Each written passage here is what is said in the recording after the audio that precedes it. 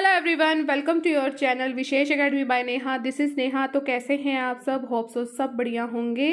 तो गाइस, आज का जो न्यू टॉपिक है हमारा उत्तर मौर्य राज्य, बहुत ही इम्पोर्टेंट टॉपिक है और ये जो स्पेशली है ये एमए के विद्यार्थियों के लिए है, ठीक है। और या किसी भी अगर आप कॉम्पिटिटिव एग्जाम की प्रिपरेशन कर रहे हैं तो ये उसमें भी पूरा आपको जो है बेनिफिट देगा ये वीडियो। तो बस आप वीडियो के एंड तक बने रहेंगे और पार्ट 1 इसका रहेगा। तो चलिए वीडियो को स्टार्ट करते हैं। और इससे पहले हमने मौर्य राज्य के बारे में बहुत अच्छे से डिटेल में पढ़ लिया है। प्लेलिस्ट जो है इसके अलग से बनी हुई है, चैनल पर विजिट कीजिए और प्लेलिस्ट आप सबको मिल जाएगी, ठीक है। चलिए स्टार्ट करते हैं। सबसे पहले जो है हम बात करेंगे कि जैसे ही मौर्य साम्राज्य का पतन हुआ तो उसके बाद जो है ना स्वतंत्र राज्य कहीं उत्पन्न और हो गए थे। वो कौन कौन से थे? जैसे शुंग, कण्व, हिंद, यूनानी, शक, पल्लव, ये सब जो है ना स्वतंत्र हो गए थे, ठीक है। और इन्हीं के बारे में है जो हमने डिटेल में जानना है। मौर्य साम्राज्य के पतन के बाद भारत में जो राजनीतिक एकता थी वो बिल्कुल ही समाप्त हो चुकी थी। फिर इसके बाद सबसे पहले आपके आए हैं शुंग आए हैं। ये क्रम आपने याद रखना है, शुंग, कण्व, हिंद यूनानी, फिर इसके बाद आपके आए शक और फिर आपके आए पल्लव, ठीक है। शक और पल्लव, इन सब ने क्या किया है? इन सब ने जो है अलग अलग क्षेत्रों में अपने प्रादेशिक राज्यों की क्या कर ली? स्थापना कर ली। जैसे ही मौर्य साम्राज्य का पतन हुआ, शुंग, कण्व, हिंद यूनानी, शक, पल्लव, इन सब ने क्या किया? अलग अलग क्षेत्रों में अपने प्रादेशिक राज्यों की स्थापना कर ली। और जो अंतिम मौर्य सम्राट था, ये नाम आपने याद रखना है और कॉम्पिटिटिव एग्जाम में भी पूछा जाता है। तो अंतिम जो मौर्य सम्राट था उसका नाम था बृहदर्थ। क्या नाम था? बृहदर्थ। इसकी जो है हत्या कर दी उसी के ही एक ब्राह्मण सेनापति ने, जो 187 ईसा पूर्व में जो है मगध का शासन बना था, ठीक है। और अलग अलग क्षेत्रों में ये जो है ये क्षत्रप बनकर जो है उभरे हैं, ठीक है। चलिए आगे बढ़ते हैं। सबसे पहले हम बात करेंगे शुंग की। जो आपका मौर्य सम्राट था अंतिम बृहदर्थ, उसकी हत्या करवाई गई 187 ईसा पूर्व में। किसने करी? पुष्यमित्र शुंग ने। तो पुष्यमित्र शुंग है तो उसने ही शुंग वंश की क्या करी? स्थापना की। इसी में आपके 2 क्वेश्चन बन गए हैं। इस वंश के जो शासक थे वो किस जाति के थे? वो भारद्वाज जाति के ब्राह्मण थे, ये याद रखना है। ये राज्य कहाँ से लेके कहाँ तक फैला हुआ था? तीसरी बात, ये राज्य जो है आपका गंगा घाटी से नर्मदा नदी तक फैला हुआ था, ठीक है। बोध जो ग्रंथ है आपका दिव्य दान, इसके अनुसार जालंधर और साकल, जिसे आप सियालकोट भी कहते हैं, उसके राज्य के अंतर्गत ये आता था, ठीक है। पुष्यमित्र शुंग कैसा था? तो पुष्यमित्र जो आपका शुंग था ये आपका शूरवीर योद्धा था। कैसा था ये? शूरवीर जो आपका था ये योद्धा था, ठीक है। और इसने सबसे जो है अथक प्रयास किसमें की है? मगध को शक्तिशाली बनाने में। उसने यज्ञसेन को युद्ध में हराकर उसे अपनी अधीनता स्वीकार करने के लिए इसने बाध्य भी किया है। किसको? यज्ञसेन को। नाम याद रखेंगे। यज्ञसेन को युद्ध में हराकर उसे कहा है कि तू भाई मेरी अधीनता स्वीकार कर ले, उसको बाध्य कर दिया। मौर्य साम्राज्य का जैसे ही वो कमजोर हुआ, उसके होने पर इस राजा ने अपनी स्वतंत्रता की घोषणा जो थी कर दी थी। तो पुष्यमित्र की शुंग की जो सबसे बड़ी सफलता जिसको कहेंगे, जिसे आपने याद रखना है, वो है यूनानी शासक मिनांदर के विरुद्ध थी। यूनानी शासक मिनांदर, ये भी नाम आप याद रखेंगे, ठीक है। ये कौन सा शासक है? ये है यूनानी शासक। मिनांदर ने क्या किया था? 155 ईसा पूर्व में भारत पर क्या किया था? अटैक कर दिया था। और अटैक करके मथुरा तक के क्षेत्र पर इसने अपना अधिकार कर लिया था। किसने? मिनांदर ने। और फिर शुंग ने यूनानी शासक को सिंधु नदी के किनारे पर पराजित किया था। और इस उपलक्ष्य में इसने अश्वमेध यज्ञ का क्या किया था? आयोजन किया था। मिनांदर का नाम याद रखेंगे, जो कि एक यूनानी शासक है। कब हुआ ये अटैक? 155 ईसा पूर्व में। और कहाँ उसको रोका गया? कहाँ पर पराजित किया? सिंधु नदी पर। किसने किया? पुष्यमित्र शुंग ने, ठीक है। और इसके बाद क्या करवाया इसने? अश्वमेध यज्ञ का आयोजन किया, ठीक है। और इसके बाद जो है उसने यवनों के आक्रमणों से भी देश को सुरक्षित रखा। पुष्यमित्र शुंग ने यवनों के आक्रमणों से भी देश को सुरक्षित रखा। और शुंग ने संस्कृत को राजभाषा का दर्जा प्रदान किया। वह सूर्य और अग्नि की क्या करता था? उपासना करता था, ठीक है। और इसकी मृत्यु कब हुई है गाइस? इसकी मृत्यु हुई है 51 ईसा पूर्व में, 151 ईसा पूर्व में जो है इसकी शुंग की मृत्यु होगी। इसके बाद जब इसकी मृत्यु हुई, इसके बाद इसका पुत्र आया जिसका नाम है अग्निमित्र। नाम ध्यान रखेंगे, अग्निमित्र, ये शासक बना। और पुराणों के अनुसार अगर बात की जाए तो ये पुराणों में ये बात लिखी गई है कि शुंग वंश में कितने शासक थे, तो शुंग वंश में कुल आपके 10 शासक थे। ठीक है, लेकिन जो नाम ज़्यादा हमने याद रखने हैं वो सिर्फ और सिर्फ 3 ही हैं। सबसे पहला नाम है आपका पुष्यमित्र। क्या नाम है? पुष्यमित्र शुंग। दूसरा नाम है इसी का पुत्र अग्निमित्र। आप साथ साथ बोलते जाइए या साथ साथ लिखें, अग्निमित्र, पुष्यमित्र, अग्निमित्र, और लास्ट का जो है देवभूति। क्या नाम है? देवभूति। ठीक है, अग्निमित्र भी अपनी जो पिता के भांति बिल्कुल ही योग्य था। कालिदास के नाटक मालविका जो है ये मित्र से, इसमें अग्निमित्र के मालविका के साथ प्रेम संबंधों का पता लगता है। ठीक है, तो ये कालिदास का नाटक आपने याद रखना है, और ये भी याद रखना है कि प्रेम संबंध के बारे में इसमें लिखा गया है।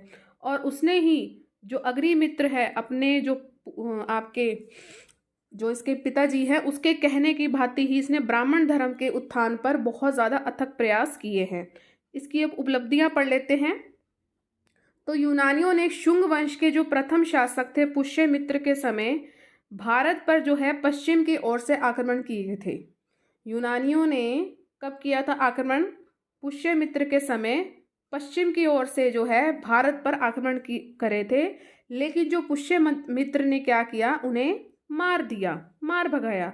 और शुंग वंश के शासक ने विदेशी आक्रमणकारियों से भारत की रक्षा की है, ये हम पढ़ चुके हैं। शुंग वंश शासक कैसे थे? ब्राह्मण थे, ये हम देख चुके हैं। और उन्होंने हिंदू धर्म के उत्थान में भी बहुत योगदान दिए हैं। ब्राह्मण है तो हिंदू धर्म में ही देंगे। मौर्य काल में हिंदू धर्म पतन की ओर था, लेकिन शुंग वंश के समय क्या हुआ? हिंदू धर्म उन्नति की ओर अग्रसर हुआ। ये इनकी सबसे बड़ी उपलब्धि थी। शुंग वंश के समय संस्कृत भाषा की विशेष उन्नति हुई थी। संस्कृत के विद्वान पतंजलि, आपने नाम ये ज़रूर सुना होगा, इसी समय हुए थे। और हिंदू की जो कानून की पुस्तक थी मनुस्मृति, जिसमें कानून की पुस्तक इसको कहा जाता है मनुस्मृति को, ये शुंग वंश के टाइम ही लिखी गई है। और रामायण और महाभारत का जो अंतिम भाग है ये शुंग वंश के टाइम में ही लिखा गया है, ये भी बड़ी उपलब्धि है। शुंग वंश के शासक जो थे वो कला के पोषक थे। उन्होंने क्या किया? उन्हें जो मौर्य काल के स्तूप थे उनकी मरम्मत करवाई। अशोक द्वारा निर्मित जो सांची के स्तूप थे उनको दुगना कर दिया। भरहूत में एक बहुत बड़ा स्तूप था, उसको भी इन्होंने बनवाया। भरहूत, अमरावती, नासिक की गुफाएं भी शुंग काल की जो है कला का शानदार क्या है, नमूना है। तो ये चीज़ आपने याद रखनी है। भरहूत, अमरावती और नासिक की गुफाएं इनकी कला का शानदार नमूना है। तो किस काल की है ये? शुंग काल की। ठीक है, तो इतना ही जो है आपको याद होना चाहिए। इस प्रकार शुंग वंश के शासकों ने विद्वानों और कलाकारों को संरक्षण भी प्रदान किया है, और कला और साहित्य के क्षेत्र में इन्होंने बहुत ही अच्छा योगदान दिया है। नेक्स्ट है आपके जो हैं कणम। इनके बारे में इतना डिटेल अभी हमने नहीं जाना है, जितना बता रही हूँ उतना तो याद रखना ही है। तो 75 ईसा पूर्व में शुंग वंश का जो अंतिम शासक था देवभूति, उसकी हत्या करवाई किसने? सेनापति, जो कि एक ब्राह्मण सेनापति था, उसका नाम था वसुदेव। वसुदेव ने जो है कणम वंश की स्थापना की थी। आपने याद रखना है, वसुदेव ने जो है कणम वंश की स्थापना की थी, और इस वसुदेव ने 9 वर्ष तक जो है शासन किया था। ठीक है, और उसके उत्तराधिकारियों ने कुल मिलाकर जितने भी आगे बंदे जुड़ते गए हैं तो टोटल इन्होंने 45 साल तक जो है शासन किया है। ये चीज़ आपको याद रखनी है, 45 साल।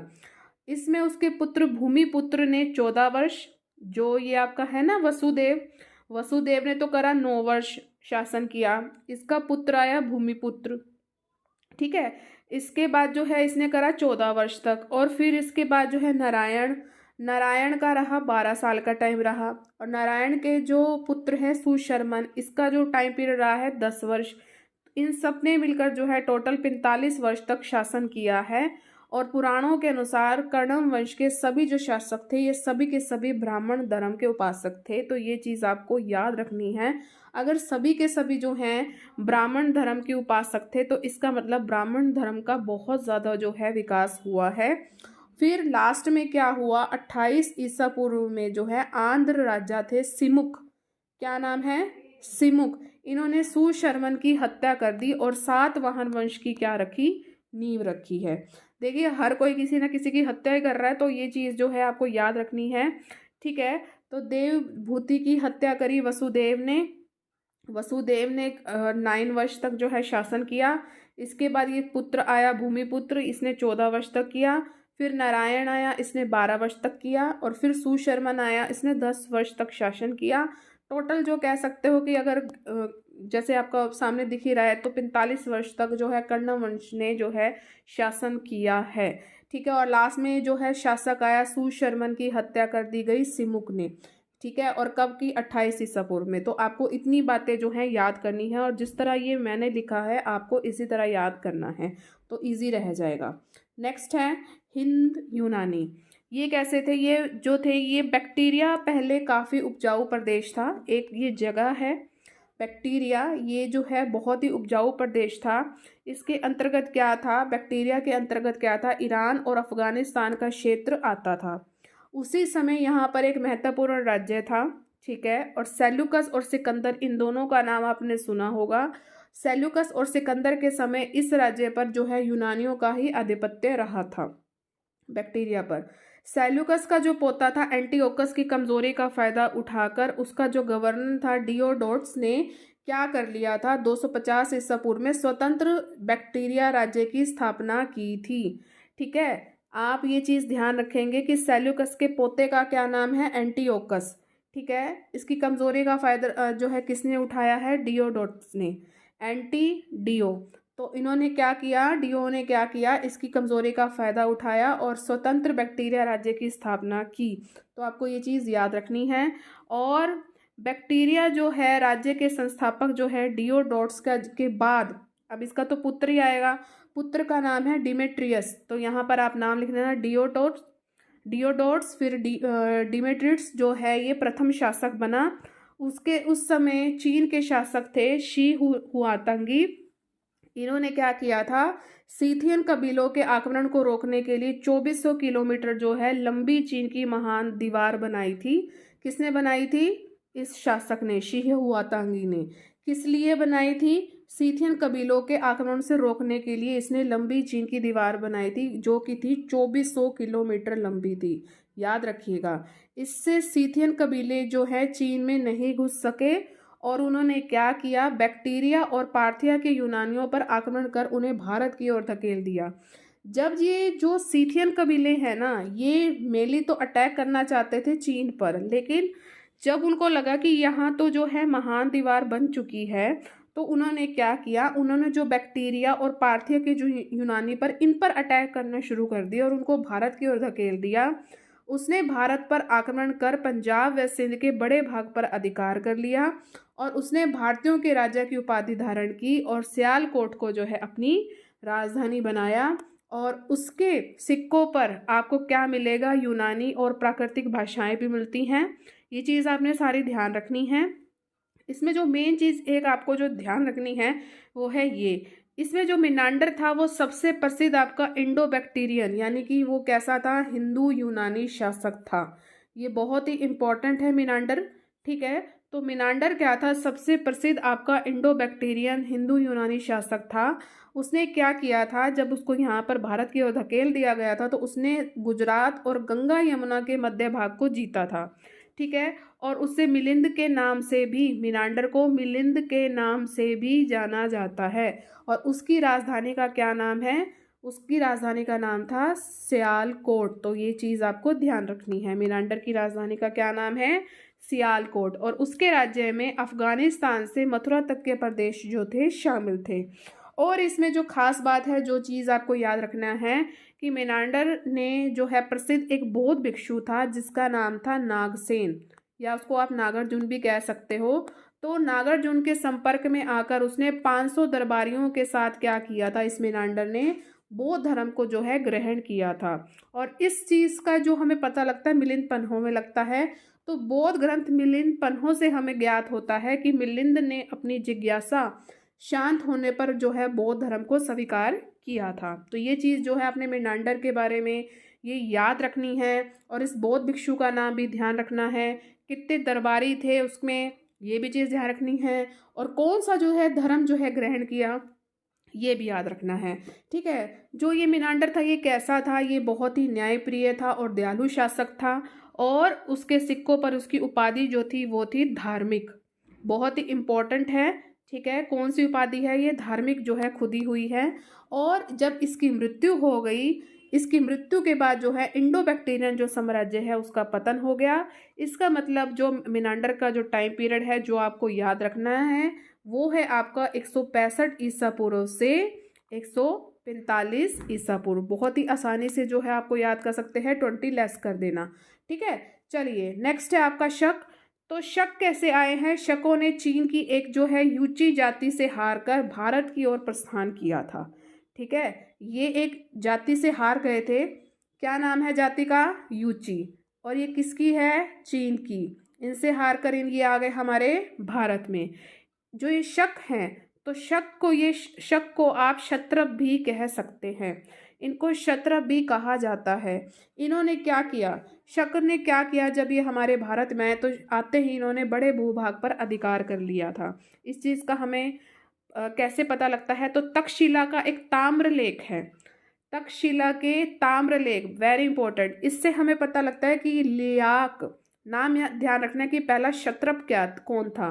तो जो लियाक था, लायक क्या ऐसे करना याद कर लेना, ये लायक था तो इसलिए पहला क्षत्रप था। तो लियाक जो था पहला क्षत्रप था। और लियाक का जो पुत्र था, नाम ध्यान रखना है, लियाक, और इसके पुत्र का नाम था पाटिक। नाम ध्यान रखेंगे कि 2 बार लिखेंगे, याद हो जाएगा आपको। लियाक, इसका पुत्र था पाटिक। तो पाटिक अपने पिता की जो है मृत्यु हो गई, उसके बाद ये क्या बन गया, इसके बाद ये बन गया महाक्षत्रप। तो ये चीज़ आपने ध्यान रखनी है। एक खास बात यह है कि शक शासन काल में एक राज्य में 2 राजा होते थे। ध्यान से देखेंगे, एक राज्य में 2 राजा होते थे, एक तो महाक्षत्रप होता था और दूसरा कहलाता था क्षत्रप। महाक्षत्रप की मृत्यु के बाद जो क्षत्रप है ना, वो स्वतः ही महाक्षत्रप यानी कि राजाओं का राजा बन जाता था। और ये चीज़ जो हमें पता लगती है कि तक्षशिला के ताम्रपात्र अभिलेख में जो अभी अभी हमने पढ़ा है, उसमें यह है कि पाटिक ने पहले स्वयं को क्षत्रप और बाद में जो है महाक्षत्रप कहा है, ध्यान रखना है। मथुरा के प्रारंभिक क्षत्रपों के नाम हैं, जो नाम आपने ध्यान रखने हैं, एक तो पाटिक तो नाम ध्यान रखना ही है, एक और नाम है हगान और एक है हगामश, नाम ध्यान रखेंगे। ठीक है, और बाद में जो है राजुल मथुरा का जो है क्या बना था, क्षत्रप बना था। कौन बना था, राजुल। पहले कौन था, पाटिक, फिर कौन आया, राजुल। और इस राजुल ने क्या किया, इस राजुल ने महाक्षत्रप की जो कर दी उपाधि धारण की थी। और महाक्षत्रप की उपाधि को यूनानी सिक्कों में क्या कहा गया है, वेरी इंपॉर्टेंट। महाक्षत्रप की उपाधि को यूनानी सिक्कों में राजाओं का राजा कहा गया है। क्या कहा गया है, राजाओं का राजा कहा गया है। और जो ये राजुल था, इस राजुल का जो उत्तराधिकारी क्या नाम है, इसका उत्तराधिकारी का भी नाम आपने ध्यान रखना है, वो है आपका शोडास। क्या है, शोडास। नासिक में आपका शहरांत वंश के क्षत्रपों ने जो है यहाँ पर शासन किया था। और इसके बाद जो है काठियावाड़ और महाराष्ट्र में जो है का जो है सबसे महान क्षत्रप था। ठीक है, काठियावाड़ और महाराष्ट्र में जो है सबसे महान क्षत्रप था, ये चीज़ आपको ध्यान रखनी है। ठीक है, इसके बाद जो है आपका ये है काठियावाड़ और महाराष्ट्र में, इन सिक्कों से पता लगता है कि नासिक में, मैं वही कहूँ कुछ गलत कह रही हूँ मैं, काठियावाड़ और महाराष्ट्र में जो है इनके सिक्कों से हमें क्या पता लगता है कि नासिक में भूमक और नहापान नामक जो है प्रसिद्ध क्षत्रप हुए हैं। नासिक में, नाम ध्यान रखेंगे, नासिक में आपके भूमक और नहापान जो है प्रसिद्ध जो है क्षत्रप हुए हैं। आप ऐसे लिखेंगे जिस तरह मैं लिख रही हूँ, इसके बाद नहापान 4-5 बार पढ़ोगे बच्चे, नाम सारे याद हो जाएंगे। नहापान जो है ये नासिक का सबसे महान क्षत्रप था। नाहा से नय, नय से नहापान, नय से नासिक, ये इसका सबसे महान क्षत्रप था और उसने मालवा प्रदेश को भी जीत कर क्या कर लिया था, अपने राज्य में मिला लिया था। नासिक के शिलालेखों से हमें क्या पता लगता है कि जो सातवाहन शासक है जिसका नाम है गौतमी पुत्र शातकर्णी ने, जो आप आगे पढ़ोगे, इसने क्या किया था, जो नासिक के क्षत्रप थे उनको हराकर उनको समाप्त कर दिया था। और इसमें जो उज्जैन का पहला क्षत्रप है वो चश्चन था। ठीक है, आप सिर्फ अब इतना ही याद कर लीजिए, नहीं तो कहेंगे क्या ही हो गया ये। ठीक है, और इसके बाद जो है हम पल्लव को पढ़ लेते हैं। ठीक है, ये पल्लव कैसे थे देखते हैं इनको भी। इस वंश के जो शासक हैं वो है आपके हिरात, और एक तो थे हिरात के और थे एक समरकंद के। इन्होंने शकों से क्या किया था, गांधार प्रदेश को छीन लिया था। ठीक है, पल्लवों ने शकों से गांधार प्रदेश को छीन लिया था। और दूसरी शताब्दी में पल्लव जो राजा थे जिनका नाम था मिथ्राडेटिस, इसने बैक्ट्रियन राजा को हराकर सिंधु झेलम के प्रदेशों पर अधिकार कर लिया था। पल्लव राजा का नाम आपने ध्यान रखना है क्या है, और इसने बैक्ट्रियन राजा को हरा दिया था, और साथ ही जब इसने हरा दिया तो इसने सिंधु झेलम के प्रदेशों पर अधिकार कर लिया। ये चीज़ आपको ध्यान रखनी है। पार्थियन शासक एजिज प्रथम, ध्यान रखना है, पार्थियन शासक एजिज प्रथम इस वंश के सबसे महान शासकों में से एक था। ठीक है, और इसने एजिज प्रथम ने किस किस पर अधिकार किया, तो काबुल पे किया, कंधार पे किया और सिंध पर इसने अधिकार किया। जब इन सब पे अधिकार कर लिया, इसके बाद राजाधिराज की जो है उपाधि इसने धारण की, एजिज प्रथम ने। ठीक है, और 40 वर्षों तक जो है शासन करने के बाद फिर इस दूसरा आया एजिज द्वितीय, इसने जो है इसका राज्य संभाला था। और अगर इस वंश के सबसे प्रतापी शासक की बात की जाए तो सबसे प्रतापी शासक है आपका गोंदो फिरनस। नाम सबके आपको ध्यान रखने हैं, गोंदो फिरनस। आप एक बार ये बुक में से पढ़ रहे हैं और बुक कॉपी आप साथ ले लीजिए, जैसे ही आप ये देख लेंगे वीडियो, और लिखिए बैठकर, याद हो जाएगा। गोंदो फिरनस इस वंश का सबसे प्रतापी शासक था, गोंदो फिरनस, इसने लगभग 27 साल तक जो है शासन किया है, और पंजाब और सिंध के क्षेत्र जो है उसके अधिकार में रहे। ये चीज़ आपने ध्यान रखनी है, गोंदो फिरनस 27 साल तक शासन किया और पंजाब तथा सिंध के क्षेत्र जो है उसके अधिकार में रहे। ईसाई प्रचारक सेंट टॉम्स के में प्रभाव में आकर इसने ईसाई धर्म को भी स्वीकार किया, इस गोंदो फर्निस ने, भोंदू ऐसे करके, ठीक है, ईसाई धर्म का स्वीकार कर लिया। और उसकी मृत्यु के साथ ही पल्लव वंश का शासन भी समाप्त हो गया, यानी भोंदू के मरने के बाद ही कह सकते हो पल्लव वंश का शासन समाप्त हो गया। गोंदो फर्निस, ध्यान रखेंगे, गोंदो फर्निस। 3 जो है मेन नाम आए हैं वो सारे आपको याद रखने हैं। ठीक है, चलिए नेक्स्ट क्वेश्चन की ओर बढ़ते हैं। नेक्स्ट है आपका कुषाण कौन थे और भारत पर उनके आधिपत्य के समय कला, साहित्य, व्यापार के क्षेत्र में इनका क्या क्या विकास हुआ है। या और भी कह सकते हो कि कनिष्क में चंद्रगुप्त जैसी सैनिक योग्यता थी, अशोक जैसा धार्मिक उत्साह था। तो ये जो है आपको बताना है, इसके बारे में देखते हैं कनिष्क के बारे में। यहाँ पर जो है बताया गया है कि कनिष्क के सिक्कों पर आपको और पेशावर के अभिलेख तथा साहित्यिक स्रोतों से ज्ञात होता है कि जो कनिष्क था वो स्टार्टिंग में आपका बौद्ध धर्म का अनुयायी नहीं था। ठीक है, संयुक्त त्रिपिटक से हमें ज्ञात होता है कि प्रारंभ में कनिष्क भी कैसा था, अशोक की भांति रक्त पिपासु था। ध्यान रखना है कि कहाँ से हमें इस चीज़ का पता लगता है, तो संयुक्त त्रिपिटक से हमें इस चीज़ का पता लगता है कि पहले जो कनिष्क था वो भी अशोक के जैसा था, किंतु जैसे ही इस कनिष्क ने बौद्ध जो है धर्म को ग्रहण कर लिया उसके बाद इसने पश्चाताप किया और वो क्या बन गया, उदार और दयालु बन गया। ठीक है, ऐसा प्रतीत होता है कि मगध पर आक्रमण के समय बौद्ध भिक्षु अश्वघोष के ये संपर्क में आया था। कनिष्क ने कैसे, कब, किस परिस्थितियों में बौद्ध धर्म को ग्रहण किया, इसमें एक जो है एक चीज़ आई है कि मगध पर जैसे ही आक्रमण हुआ तो उसके समय ये एक बौद्ध भिक्षु था जिसका नाम था अश्वघोष, ये इसके संपर्क में आया था और इसी अश्वघोष के प्रभाव में आकर कनिष्क ने जो है बौद्ध धर्म को स्वीकार कर लिया था। और इस चीज़ की पुष्टि जो है हमें कहाँ मिलती है, तो इस चीज़ की जो पुष्टि हमें मिलती है वो मिलती है हैंस-सांग के विवरण में। राजतरंगिणी में ये इसके दरबार में आया था, राजतरंगिणी में तारानाथ के जो विवरण है इन सब से हमें इस चीज़ की पुष्टि मिलती है कि ये कैसे इसके संपर्क में आया। इसके अलावा कनिष्क द्वारा जो निर्मित मठ हैं, विहार है, स्तूप है, इन सभी से हमें इस चीज़ का प्रमाण मिला है कि उसने बौद्ध धर्म को जो है अंगीकार किया था। सबसे जो है कनिष्क ने बौद्ध धर्म के प्रचार प्रसार के लिए क्या कार्य किए हैं, चलिए उनको पढ़ते हैं।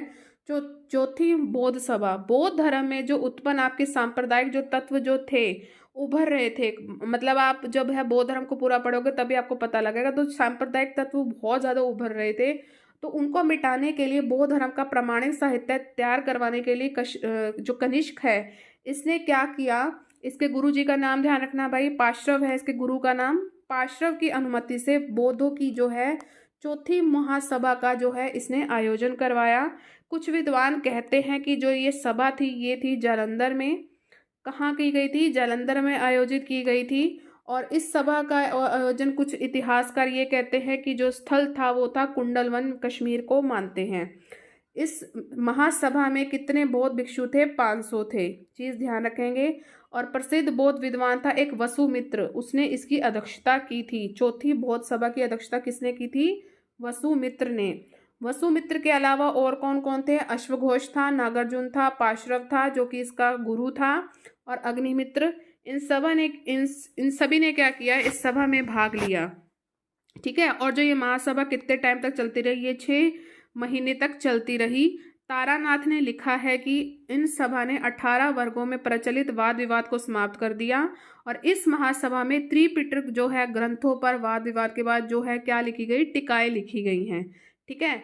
आप जो है त्रिपिटक जो ग्रंथ इन्होंने बनाए थे उस पर ये वाद विवाद चला और उस पर टिकाएं लिख दी, और इन टिकाओं को क्या किया, इन्होंने ग्रंथ के रूप में संकलित कर दिया और इसे कह दिया महाविभाष, ठीक है। टिप्पा टिकट करी कि भाई टिप्पणी कर दी तो महाविभाष नाम दिया गया। और इस ग्रंथ को क्या कहा गया, महाविभाष को बौद्ध धर्म का विश्वकोश भी कहा जाता है, ठीक है, एनसाइक्लोपीडिया ऑफ बुद्धिज्म कहा जाता है। और इस महासभा में जो भी निर्णय लिए गए हैं उन्होंने ताम्र पत्रों पर लिखवाया और उसको एक स्तूप में सुरक्षित कर दिया।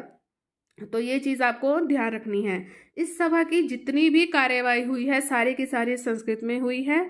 बौद्ध मत की जो है एक नई शाखा महायान का इस समय उदय हुआ, और इस महायान को है जो राजकीय संरक्षण जो है प्रदान किया गया।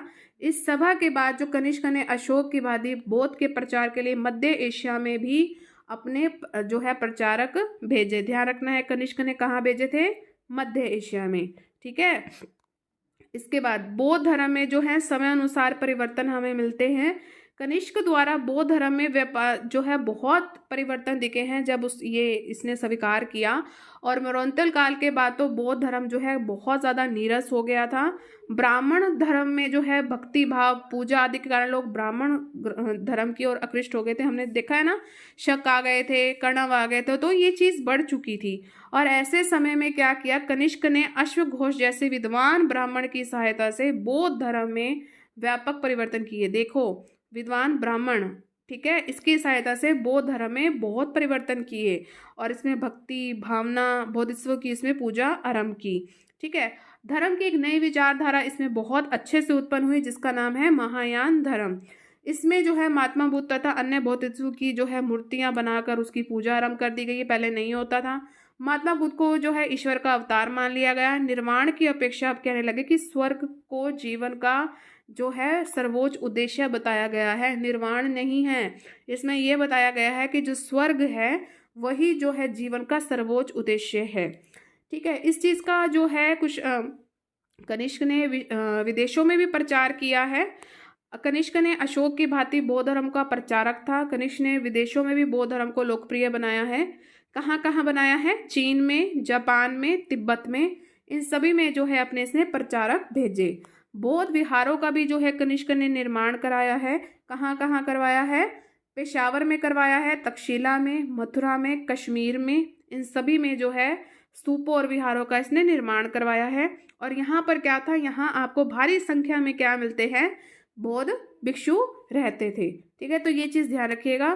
कला द्वारा जो है प्रचार प्रसार किया गया है। कनिष्क ने कला के माध्यम से भी बौद्ध धर्म का प्रचार किया। कैसे, अनेक स्तूप मठ विहार सबका जो है निर्माण करवाया। महात्मा बुद्ध की बहुत सुंदर सुंदर जो है मूर्तियां बनाई गई और इन मूर्तियों के द्वारा महात्मा बुद्ध के जो जीवन से संबंधित विभिन्न घटनाओं को बहुत ही अच्छे तरीके से जो है दर्शाया गया है। यूनानी चित्रकला वेरी इंपॉर्टेंट, यूनानी चित्रण शैली और भारतीय विचारों के मेल से जो है कनिष्क के शासनकाल में गांधार कला शैली का बहुत ज़्यादा विकास हुआ है।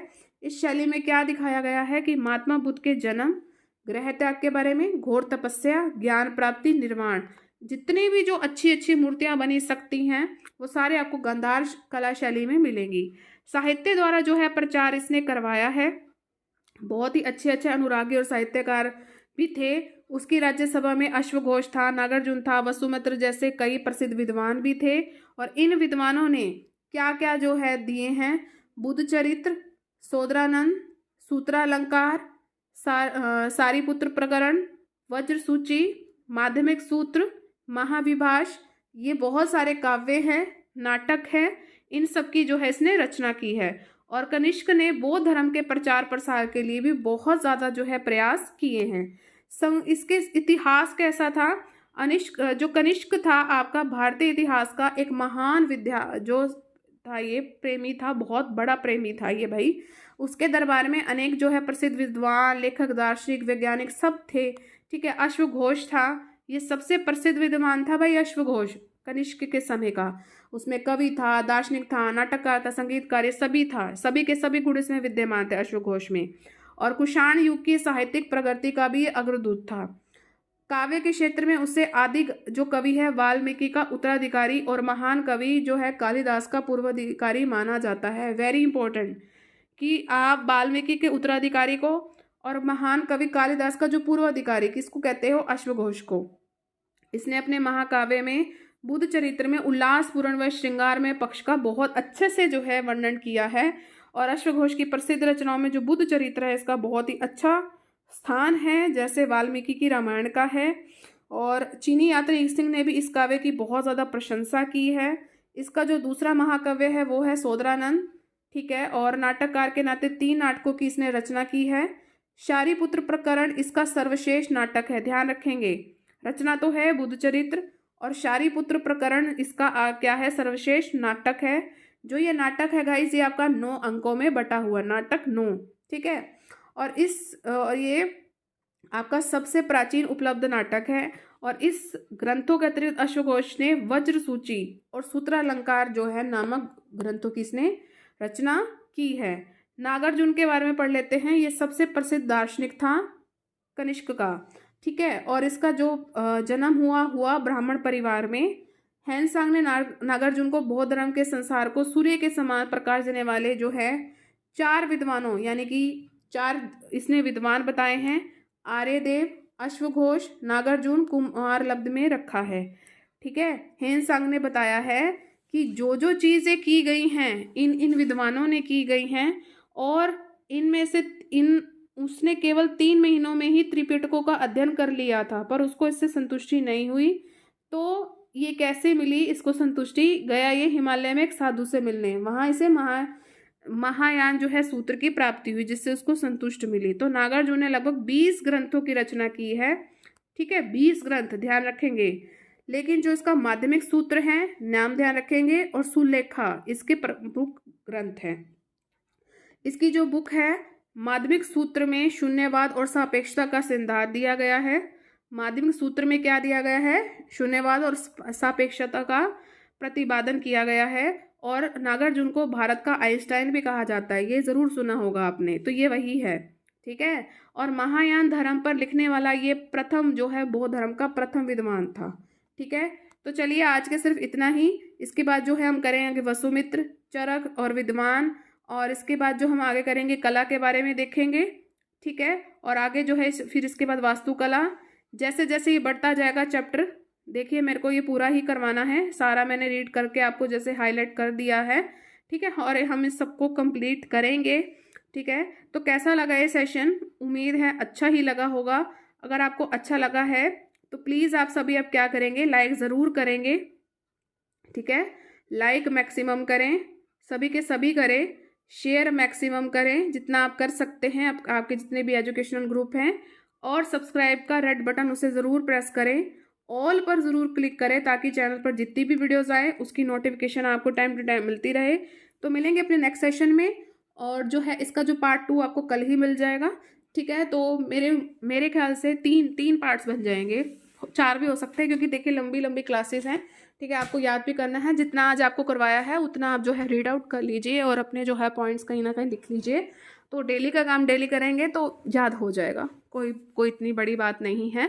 ठीक है, चलिए मिलेंगे अपने नेक्स्ट सेशन में। Till then thank you so much for watching. Bye bye guys and take care.